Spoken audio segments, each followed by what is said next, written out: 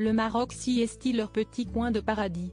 Très touché par le séisme dramatique vécu par le pays ce week-end et qui a occasionné des milliers de morts, Bernard-Henri Lévy a rendu un bel hommage à cet endroit qui compte pour lui. Il faut dire qu'avec sa femme Arielle Dombasle, ils connaissent bien la région. Depuis 25 ans, ils sont propriétaires d'un des plus beaux riads de Marrakech, où sont passées beaucoup de célébrités.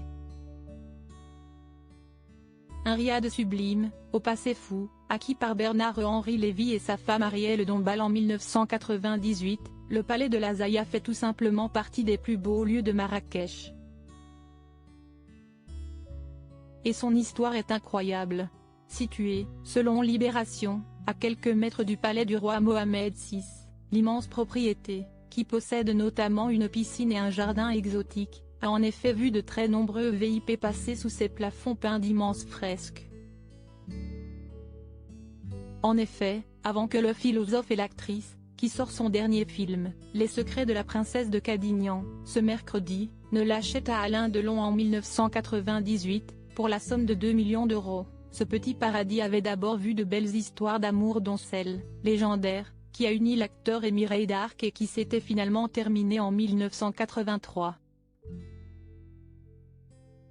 Mais, s'il en fut l'un des propriétaires les plus célèbres, ce n'est pas le père d'Anthony, Anouchka et Alain Fabien qui a fait de ce palais, aux portes en bois peintes à la main, aux chandeliers en porcelaine turque, aux éliges artisanaux et aux vitraux, un refuge pour les célébrités et un endroit unique en son genre. Un couple légendaire au Palais des Plaisirs en effet, au milieu des années 60, Paul Getty, un riche héritier américain épouse Talita Paul et le couple devient l'un des plus populaires de la jet-set mondiale. Ils achètent le palais de la Zaya, le font décoré de fond en comble et lui donnent cette sublime décoration qu'il a toujours aujourd'hui.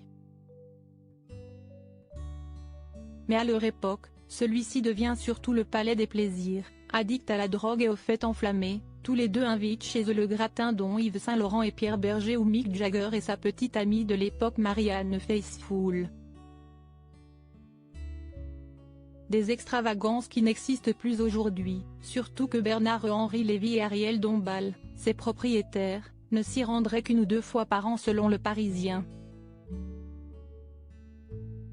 Mais ces amoureux du Maroc, qui ont revendu en 2017 leur villa de Tanger, ne sont pas prêts d'abandonner ce sublime lieu qu'ils chérissent tant. Et qu'ils retrouveront très vite dès que le tourisme reprendra vraiment à Marrakech après le drame qui a touché les Marocains ce week-end.